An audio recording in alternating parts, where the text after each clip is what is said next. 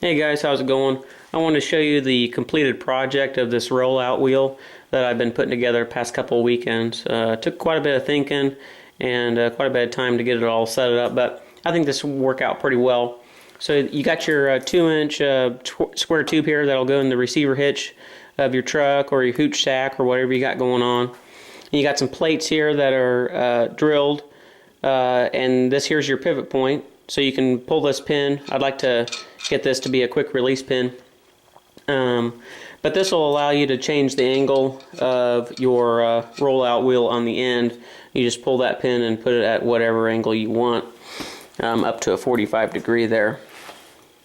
So I kind of added this 1/4 inch flat bar here and drilled and tapped it for some 3/8 bolts, and that is so I can at a later date add a rack or a tool holder or whatever. It can be a bolt-on application rather than me welding it directly to the system here. Just a way to hang your grinder or whatever. I can just bolt on a rack, and it will it'll just it'd be nicer than having to weld it on there, I thought. So, and it does create some visual appeal to the whole system there. I think it looks pretty slick. And then on the meat and potatoes here, basically there's a block of metal in here, substantial chunk of metal that is drilled and tapped for 2 3/8 bolts, and that drill and tapping goes all the way through, and those 3/8 bolts are acting as my hinge for that block that's on the inside. You've got this slot here that allows for the movement of this piece of 1/2 inch ready rod that goes all the way through here. You can see we got it down there as well. So it passes through, and that block of metal is drilled and tapped for that 1/2 inch ready rod as well. And then you can go in and make your adjustments for level on this right here. You can get your lathe chuck and your fittings all leveled out.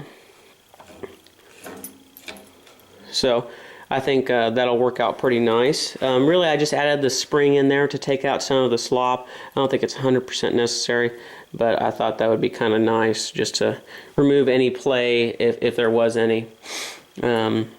Basically, then we've got a hub off of a car. I don't remember what it came off of. One of my buddy's race cars that he wrecked.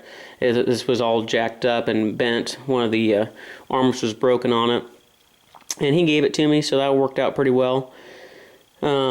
So you got your pivot point down here. This is the hub assembly, and then I added this, I think that was the arm that was on for the steering linkage. I cut it off and welded it back here, so that acts as your lever for your adjustment, obviously. Got your hub here, and then I added some tiny little pipe. I think it's 1/2 inch diameter on the inside, ID pipe, and that acts as my little attachment to attach the hub to the lathe chuck, because the lathe chuck is tapped on the back side in 3 different spots. So that worked out pretty well.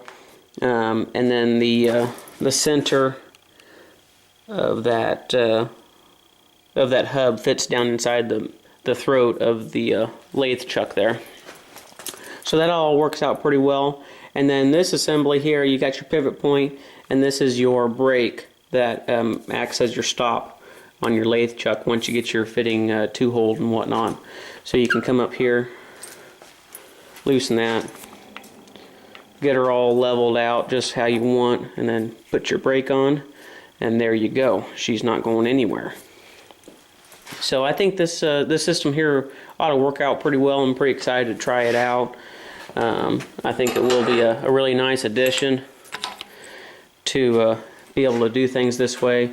Seems like it would make life a lot easier. So I'm excited to try it out. Just wanted to give you guys a heads up on how I put it together. If you guys have any comments or questions, or maybe some advice on additions that I could make to this or something that I could change, let me know. So thanks a lot for watching, and I'll see you in the next video.